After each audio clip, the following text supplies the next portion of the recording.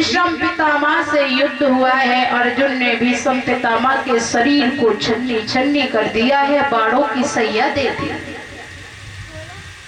महाराज उसी समय भीष्म पितामह ने पूछा है कृष्ण से, कृष्ण मेरी जिंदगी में कभी कोई ऐसा कार्य नहीं किया जिससे हमें इतनी भयानक मौत दी जा रही है। भगवान कृष्ण कहने लगे हैं पितामह कोई ना कोई जरूर तुमने ऐसा कार्य किया होगा।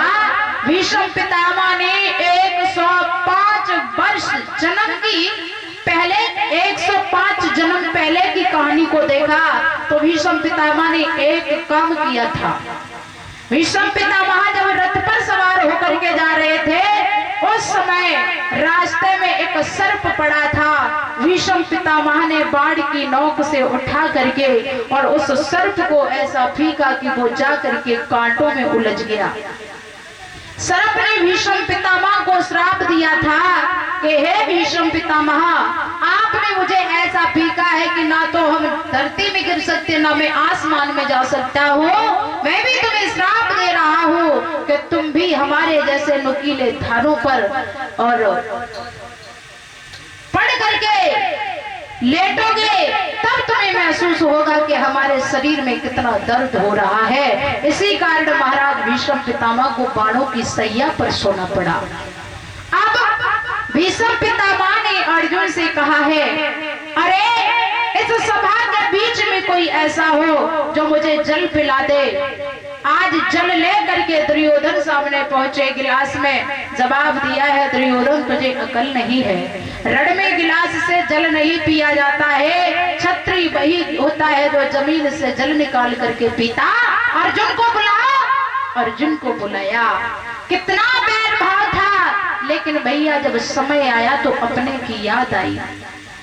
इसलिए कहा जाता है कि अपनों से कितनी भी लड़ाई क्यों ना कर लो लेकिन अपने अपने होते हैं, गैर तो अपने क्या होने हैं, यहाँ अपने अपने नहीं है। इसीलिए तो भारत माँ की टुकड़े टुकड़े में बांटा जा रहा है, क्योंकि कहा जाता है कि जब वक्त पड़ता है तो अपने ही साथ दिया करते हैं।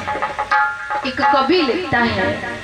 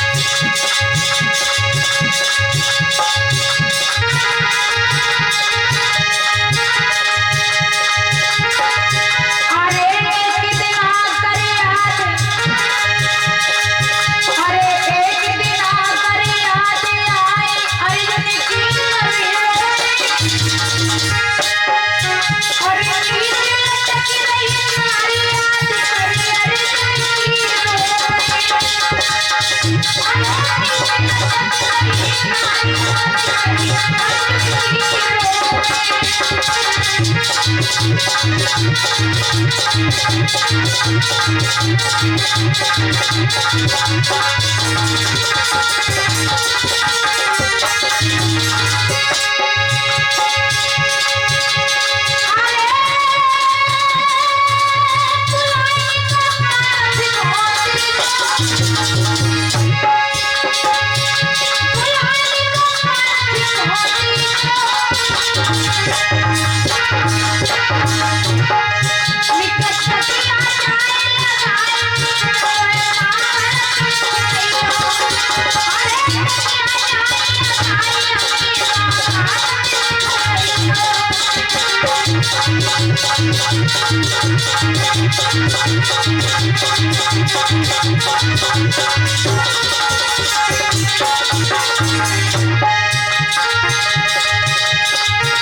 शिकंडी